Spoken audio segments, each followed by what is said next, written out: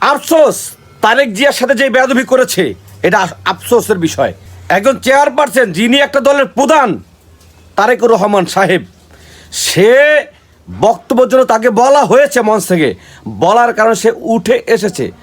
আসার পরে তাকে আবার বসিয়ে দেওয়া, এটা যে কত বড় একটা বেয়াদবি যা চিন্তা করা যায় না। বাংলার মানুষ এগুলো দেখতে চায় না।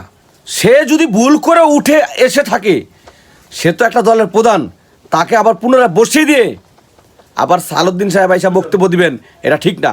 এটা সম্পূর্ণ দুঃখজনক বিষয়। এটা বাংলার জনগণ আশা করে নাই। যেহেতু তারেক জিয়া একজন প্রধান দলের, সে একজন সম্মানিত মানুষ এবং সে প্রায় দীর্ঘ 17 বছর পরে দেশে এসেছে, তো তার সাথে এরকম বেয়াদবি করবে, এরকমভাবে তাকে বেইজ্জতি করবে, এগুলো আসলে অত্যন্ত দুঃখজনক ব্যাপার। এটা বাংলার মানুষ আশা করে নাই। ইতিমধ্যে ভিডিওটা ভাইরাল হয়েছে, আপনারা সকলে দেখছেন। এটা অত্যন্ত দুঃখজনক। আমরা বলবো, আমাদের মুরব্বীদের বেলায় যদি এটা হতো, অবশ্যই যার ব্যাপারে বক্তব্য দেওয়া হইতো, যার ব্যাপারে মঞ্চ থেকে আহ্বান করা হতো, তাকে সুযোগ দেওয়া হইতো। দ্বিতীয় কেউ এসে তাকে বসিয়ে দিত না, বক্তব্যের জন্য আসতো না। এটা হচ্ছে ইসলামের সৌন্দর্য। অতএব আমরা দুঃখ প্রকাশ করছি, এটা ঠিক না। আপনারা পরিবর্তন হন, আপনাদের ভিতরে সহনশীলতা বজায় রাখুন। এই বলে শেষ করছি। আসসালামু আলাইকুম রহমতুল্লাহ।